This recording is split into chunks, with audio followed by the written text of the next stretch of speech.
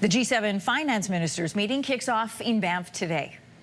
Ottawa says the meeting will, quote, help set the stage for when Canada hosts the G7 Leaders Summit in Kananaskis next month. For more on what we can expect this week, we are joined by the Globe and Mail's Laura Stone. Laura, good morning. I hope you had a great long weekend. The federal government says Canada is going to be at the forefront of this week's meetings. Here's a little bit more of what they had to say. Finance ministers will cover the global economy, economic security and resilience, Ukraine, and artificial intelligence. It's a big agenda. What role is Canada hoping to play in these topics and these talks?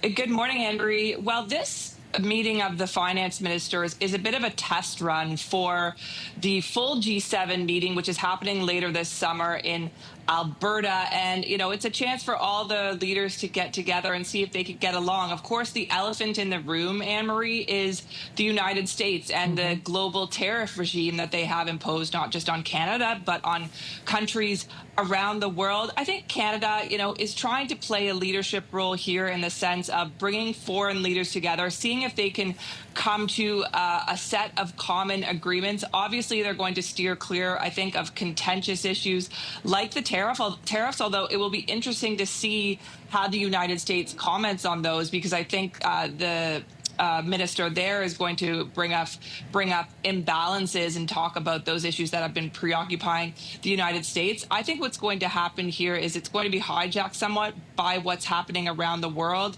in the Middle East, in Ukraine, as you can see how that's impacting the global economy, and particularly China's role as well. And so you may see the leaders come together and issue some sort of statement talking about the Chinese economy and how to combat cheap goods. So right here, I think Canada would view this as a win, Anne-Marie, if they can get all the leaders to agree on some sort of pro forma statement where they all come to a set of agreement and values on some key issues. But I don't think we're going to see some significant breakthroughs, particularly on this tariff issue from the United States. Yeah, Finance Minister François-Philippe Champagne is expected to have a one-on-one meeting with U.S. Treasury Secretary Scott Bessent. But as we know from past discussions, you know, often these secretaries of state really are just sort of shuffling cards until Donald Trump says what it is that he wants, and then they enact it.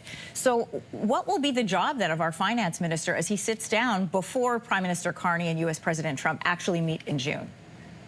Well, I think you have to kind of take people in good faith that they're in the role that they're in. I mean, there's been lots of discussion, for instance, regarding Commerce Secretary Howard Lutnick and you know, his, you know, whether he's going to be staying in his role, and he has so far. And so, you know, Mr. Bessent, I think Minister Champagne is going to negotiate with him in good faith. I think the goal here would be to have a friendly meeting and to kind of push that message that Canada has been pushing throughout this ordeal, that Canada is an ally, it's a friend, it's not an enemy, and they want to work with the United States. I mean, you've seen that. You saw the meeting in the Oval Office between Prime Minister Carney and President Trump, which was quite friendly, despite kind of Mr. Trump floating still this idea of a 51st state. And you saw Mr. Carney push back on that. But I think the goal here would be for them to, at the end of that, have some sort of positive readout about the essential and lasting friendship and relationship between Canada and the United States. If you like that video, make sure to subscribe to the Your Morning YouTube feed, where you can find all kinds of new content posted every weekday morning.